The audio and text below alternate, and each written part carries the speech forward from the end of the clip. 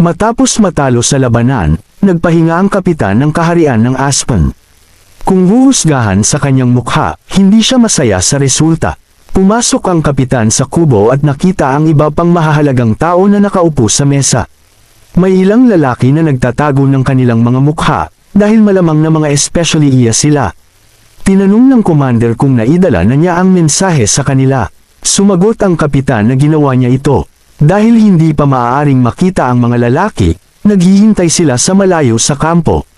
Sinabi ng commander na madaling mahula ng kilos ng mga asong Norilian.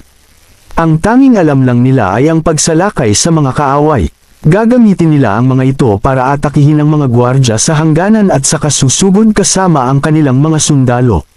Idinagdag pa niya na ang estratehiya ni Lord Avner ay medyo naiiba. Sinabi niya na ang isang maliit na grupo ng mga piling-pili ay madaling makontrol ang larangan ng digmaan, at ito ay napatunayan sa pagkakaroon ng mga kabalyero. Ngunit para manalo sa labanan na ito, hindi kailangang maging piling-pili ang mga kabalyero na ito. Sa ngayon, sinabi ng commander na sila ang mananalo sa labanan na ito. Nagbago ang eksena, si Chris ay nagpapagulong-gulong ng barya sa hangin para maalis ang kanyang pagkabagot. Sa isip niya, ito ang pangalawang araw ng labanan, at wala pang mahalagang nangyayari hanggang ngayon. Naka-standby sila, hindi tulad ng inaasahan nilang sumugod kaagad sa labanan. Nararamdaman niya ang katahimikan bago dumating ang bagyo. Iniisip niya na malamang na may dalawang opsyon ang Aspen. Maaari silang umatras o magpakalat ng mga di-karaniwang puwersa. May posibilidad din na gumamit sila ng salamangka, kaya naghahanda din ang commander para doon. Denobol nila ang mga scout pero wala silang nakita kahit ano.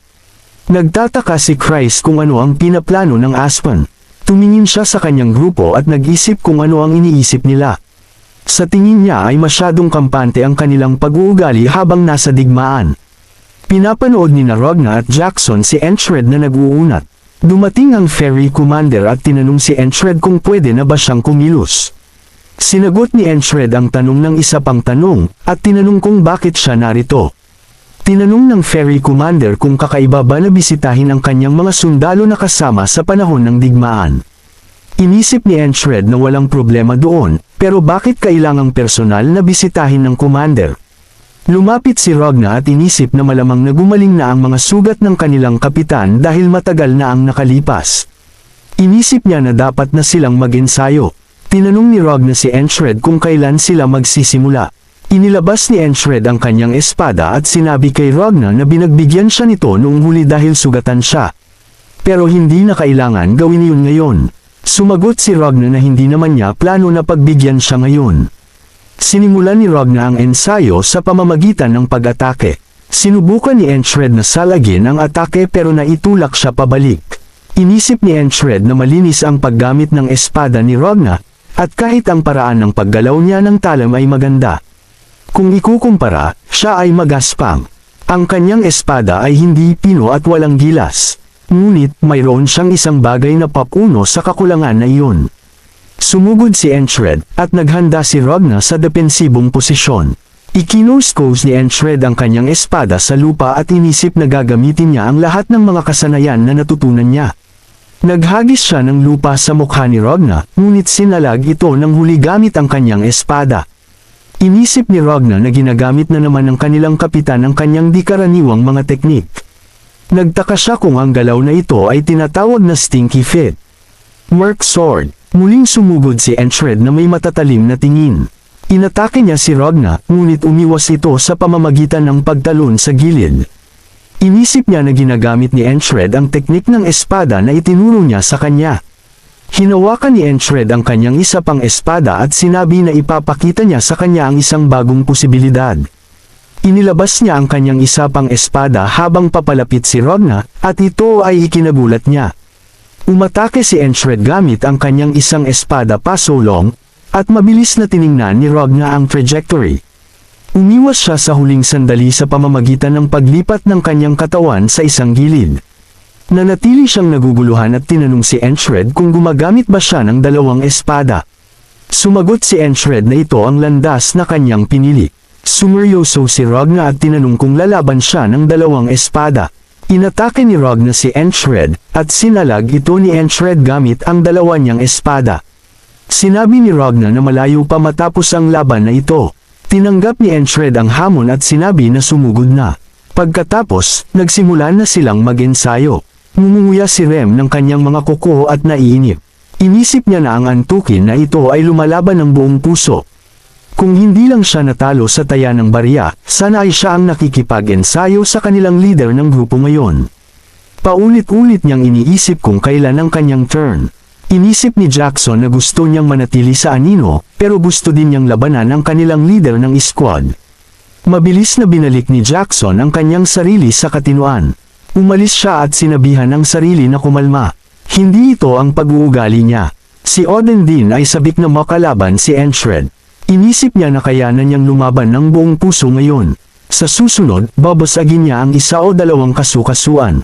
Pero naalala niya na hindi pa sapat ang pagsasanay ng kanilang leader ng squad sa bahaging iyon. Napangiti si Odin sa sarili at inisip na halos ipadala na niya sa Diyos ang kanilang leader ng squad. Tiningnan ni Christ ang kanyang mga kasama sa grupo at nagtaka kung nasa tamang pag-iisip ba sila. Pagkatapos ay naalala niya na hindi ito posible dahil silang lahat ay mga baliw.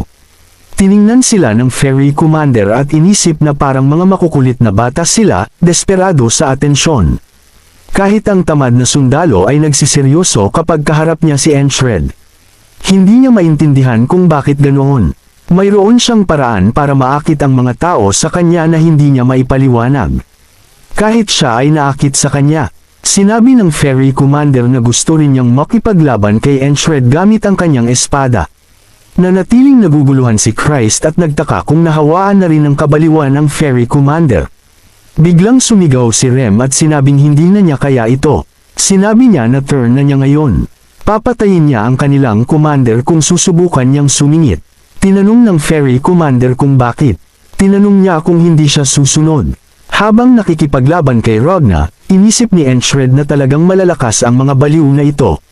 Sigurado siyang hindi pa nila ginagamit ang kanilang buong lakas habang nakikipag-ensayo sa kanya.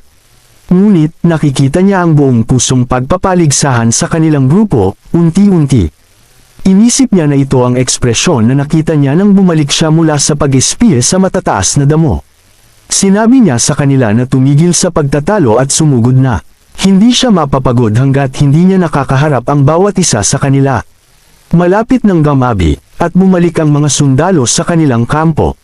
Si Enchred ang unang nahiga sa kanyang kama. Sinabi sa kanya ni Andrew na dapat siyang maghugas bago matulog. Sinabi ni Rem sa kanya na hayaan na lang si Enchred. Malamang napagod na siya ngayon. Sinabi ni Christ na ang mga makakapal na ulo na ito ay paulit-ulit na nakikipag-ensayo sa kanilang leader ng squad. Katatapos lang gumaling ng kanilang leader, at ngayon ay malapit na siyang bumagsak muli. Tinanong ni Rem si Christ kung gusto ba niyang ipack-ain sa mga aso. Hindi narinig ni Enchred ang kahit ano at natulog. Sa kanyang panaginip, nagising siya sa isang hindi kilalang lugar. Nagtaka siya kung ito ay panaginip o katotohanan. Pero hindi tulad ng huling panaginip, walang barko o parang ng bulaklak dito. Bigla, nakakita siya ng isang hayop na lumipad sa kanyang ulo. Sumigaw ang ilang sundalo na papalapit na ang mga mababanggas na hayop, at kailangan nilang ihanda ang kanilang mga kalasag. Tumayo si Enchred at inisip na ito ang oras kung kailan nakipaglaban siya sa mga harpy. Nahihirapan ang dating Enchred na harapin ang mga harpy, habang ang iba pang mga sundalo ay nagkakagulo. Sa likod ng isang puno, isang lalaki ang nanunood ng lahat ng ito. Ngumiti siya sa sarili na parang lahat ay nangyayari ayon sa plano.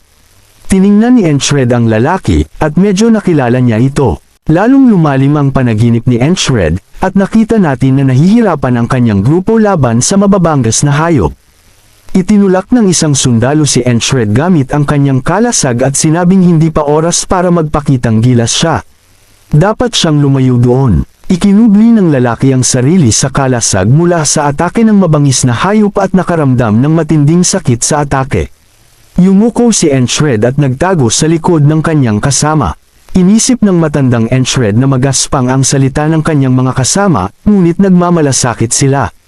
Tinanggap siya ng grupong ito ng mga mersenaryo ng walang pagtatangi, kahit na kulang siya sa maraming kasanayan. Ganoon ang nangyari sa lahat maliban sa isang lalaki. Sinaksak ng traidor sa grupo ang lalaking nagpoprotekta kay Enshred, at nabigla si Enshred. Tumapon ang dugo sa paligid, at hindi pa rin makapaniwala si Enshred sa kanyang nakita. Nagalit ang lalaki at tinanong kung bakit niya ginawa iyon. Habang umuubo ng dugo ang lalaki at nakatingin sa likod, isang mabangis na hayop ang sumugod mula sa harapan.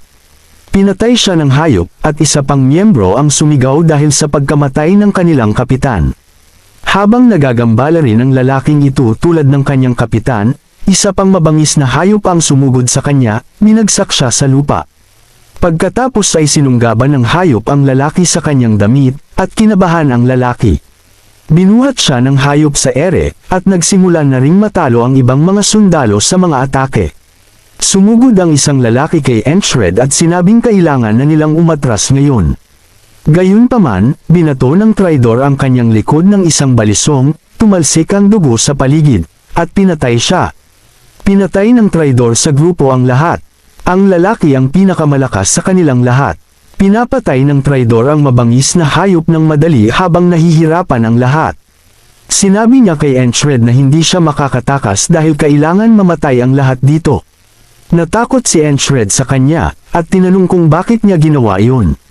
Yumuko ang traidor at sinabing may mas magandang alok siyang natanggap. Kaya nagpasya siyang iwan ang miserableng grupong ito. Inisip niyang linisin ang lahat dito upang maiwasan ang anumang problema sa hinaharap. Binuhat niya ang isang patay na lalaki sa kwelyo at sinabing naiinis siya sa mahihinang uod na ito. Nagkukunwari siyang may pakikasama habang nakikialam sa kanyang negosyo. Dinuraan ng traidor ang lalaki upang lalo pang ipahiya ang patay. Ang insultong ito sa kanyang mga kasama ay ikinagalit ni Enshred, at sumugod siya sa kalaban. Gayunpaman, walang laban sa kanya si Enshred at madali niyang hinawi ang armas. Dinaikit ng traidor si Enshred sa lupa sa pamamagitan ng paghawak sa kanyang leeg, at nagpumigla si Enshred upang talunin siya. Sinabi ng traidor na papakawalan niya siya. Siya ay isang walang kwentang hanggal, at alam niyang wala siyang magagawa, kahit mabuhay pa siya. Tinapik niya si Enshred sa mukha, at sinabing siya ay isang kahabag-habag. Umalis ang traidor, at pinanood ng matandang Enshred ang lahat ng ito. Inisip niyang mahina siya noon. Walang magawa siyang pinanood ang pagkamatay ng kanyang mga kasama, at mas masahol pa, lalo siyang pinahirapan ng lalaking iyon. Nakaligtas siya sa kasuklam-suklam na awa ng traidor, ngunit sa anong halaga? Kailangan niyang lunukan ang kahihiyan na siya ay kahabag-habag. At hindi niya mapatawad ang sarili niya dahil doon. Kung sinunog niya ang kanyang buhay para sa paghihiganti, dapat ay nilero niya ito sa kanyang mga kamay. Inilibing niya ang kalungkutan sa pagkawala ng kanyang mga kasama sa kaibuturan ng kanyang puso. At patuloy na sumulong para sa kanyang pangarap. Tiningnan ng matandang Enshred ang lalaking umaalis at inisip na sana ay natalo niya ito. Kung mayroon siyang kapangyarihan noon, biglang nagbago ang panaginip ni Enshred. At tinanong ng traidor ang matandang Enshred kung gusto niya siyang patayin ngayon. Lumitaw sa harap ang traidor at sumugod para sa atake kay Enshred. Bigla, nakakuha rin si Enshred ng espada at naghanda na harapin siya. Inisip niyang walang kwentang bangungot ito at sinabing huwag pansinin. Biglang naging puno ng bulaklak ang traidor, at naging positibo ang kapaligiran. Habang natutulog si Enshred, tinulungan siya ng hayop na kasama niya sa paglalakbay na bawasan ang kanyang bangungot. Ikaniling ni Enshred ang kanyang ulo sa isang gilid at natulog ng komportable. Inisip ni Esther na medyo mahirap siyang pakisamahan. Nang nasa likurang base sila, inatake sila ng kalaban. At nagtamo si Enshred ng malubhang pinsala. Ginamit niya ang lahat ng kanyang lakas upang pagalingin ang kanyang pagod. Dahil doon, naubos ang lahat ng kanyang lakas at wala siyang nagawa ng nasa bingit ng kamatayan ng buhay ni Enshred sa sunod na labanan. Tiningnan niya si Enshred, at inisip niyang hindi niya na ulit gagawin ang pagkakamaling iyon. Di nagtagal ay dumating ang umaga, at isang sundalo ang nagpatunog ng sungay upang maghanda ang lahat para sa labanan. Nagmamadaling lumabas ang mga sundalo upang kunin ang kanilang kagamitan at pagkatapos ay sumali sa hanay. Nagising din si Enshred sa tunog at hinimas ang hayop. Tinanong niya si Rem kung ano ang nangyayari. Sumagot si Rem na sa wakas ay gumapang na ang mga aspen na iyon. Mula sa kanilang pinagtataguan, sinabi niya kay Enchred na tatalunan nila sila ngayon, at sinabi sa kanya na maghanda para sa labanan. Nagising si Ragna habang humihikab at nagrereklamo sa sarili niya. Sa harap ni Ragna, gising na si Odin para sa labanan. Ang iba pang miyembro ng pangunahing grupo tulad nina Jackson at Andrew ay lumabas din. Nagsimulang umalis si Christ at nagrereklamo tungkol sa mga labanan sa umaga. Sabi niya hindi maganda ang mga ganitong bagay para sa kanyang balat. Tumayo si Enchred at kinuha ang kanyang dalawang espada at tiningnan si Esther na natutulog. Nagtaka siya kung narinig niya ang boses ni Esther sa kanyang panaginip. Hindi siya sigurado tungkol dito dahil hindi niya maalala ito ng maayos. Inabala ni Enchred si Esther at sinabi sa kanya na ingatan ang bar axe. Pagkatapos ay umalis siya sa kanyang tolda para sa labanan. Nang maglaon, ang parehong mga hukbo ay pumorma para sa labanan, at isang manipis na ulap ang bumalot sa buong lugar. Tiningnan ni Rem ang kalaban at tumawa. Sabi niya, ang mga aspen na iyon ay tiyak na may inihanda sa lahat ng paghihintay na ito. May kutob siyang magiging interesante ang araw na ito. Nanatiling seryoso si Enchred at sumang-ayon sa ideya ni Rem. Tiningnan niya ang kalaban at nagtaka kung anong sorpresa ang dinala nila sa pagkakataong ito.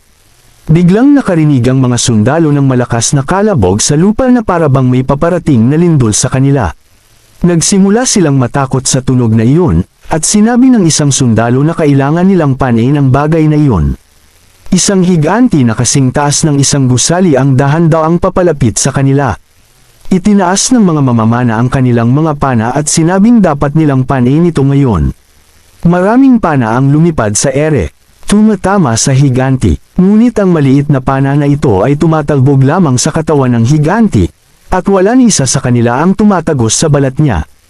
Nanatiling dilat ang mga mata ni Enchred, at nagtaka siya kung paano dumating dito ang isang higanti. Itinaas ng higanti ang kanyang sandata, at may galit na tingin sa kanyang mga mata, sumugod siya upang atakihin sila. Sa isang hampas lang ng sandata, pinatay niya ang maraming sundalo. Ang mga kamay at iba pang bahagi ng katawan ay nagsimulang tumilapon sa ere, at dugo ang bumalot sa lupa. Ang sigaw ng tulong at desperasyon ay nagsimulang gumapang sa isipan ng sundalo. At nagmakaawa sila na patawarin. Marami pang sundalo ang nagsisimulang mamatay, at ang mga natitira ay nagsisimulang manginig sa takot. Naging mas masahol pa ang sitwasyon nang makita ng mga sundalo na mayroon pang dalawang higanti. Nagbigay ng nakakatakot na ngiti ang higanti at tumawa ng may mali siya. Nanatiling kalmado si Enchred at inisip na maraming iba pang lahi bukod sa mga tao ang nakatira sa kontinenteng ito. Una sa lahat, may mga Polakan na kinukonsumo ng kanilang pagnanasa at pangarap. Pagkatapos ay may mga fairy na sumasamba sa kalikasan. May mga duwende na baliw sa metal. May mga balat pukyuta na ang tanging layunin ay unahin ang pagpaparami kaysa sa lahat. May mga Duncan na sinasabing mga nag-iisang manlalakbay. At sa wakas, mayroon silang mga higanti, na adik sa pagpatay ng mga tao. Gusto nilang magdulot ng karahasan sa pamamagitan ng kanilang sariling katawan. At iyon ang dahilan kung bakit sila tinatawag na mga hayop dugo. Sinabi ni Jackson kay Enchred na sinusugod sila mula sa magkabilang panig, at tumingin si Enchred sa kabilang direksyon. Ang mga nakatagong kalaban na sundalo ay nagsimulang patayin ang kanilang hukbo mula sa kanan, at ang iba ay sumisigaw na sinisira nila ang kanilang pormasayon. Inatake rin sila ng mga kalaban mula sa kaliwa, pinuputol ang kanilang mga kamay at pinapatay sila. Sumigaw si Christ na kailangan nilang pigilan sila. Kung hindi nila gagawin, sila ay mapapalibutan at mapapatay sa lalong madaling panahon. Nanatiling kalmado si Enchred at sinabing kailangan nilang pigilan sila kung ganoon. Nanatiling naguguluhan si Christ at nagtaka kung bakit kalmado ang kanilang kapitan. Ang ferry commander ay nagsalita at sinabing gagawin nila ang mga bagay ayon sa sinabi ng kanyang nobyo. Sabi niya ang kaliwang bahagi ay responsibilidad nila, kaya sila ang hahawak nito. Nagtanong si Enchred kung ganoon ba ang kaso. Tinanong ng ferry commander kung hindi ba siya bibigyan ng good luck keys. Sumagot si Enchred, walang pagkakataon para doon. Umalis ang ferry commander para sa labanan at sinabi kay Enchred na isa siyang taong may malamig na puso. Nagtataka si Enchred kung bakit nagbibiro ang ferry commander sa gitna ng krisis. Dahil pupunta ang commander sa kaliwa, sila ngayon ang mamamahala sa pagharap sa higanti sa harapan at sa mga kalaban sa kanang bahagi. Pinaikot-ikot ni Rem ang kanyang braso para mag-ensayo. Napatawa siya sa sarili at sinabi, ang ganda nito. Talagang maganda. Magbibigay siya ngayon sa lahat ng kaunting demonstrasyon ng kanyang mga kasanayan. Itinuro niya si Enchred at sinabing panoorin siyang mabuti. Kailangan niyang matutunan ito sa susunod. Nanatiling tuliro si Enchred at nagtataka kung bakit nasa ganoong magandang kondisyon si Rem. Nagtataka siya kung ano ang plano nitong gawin ngayon.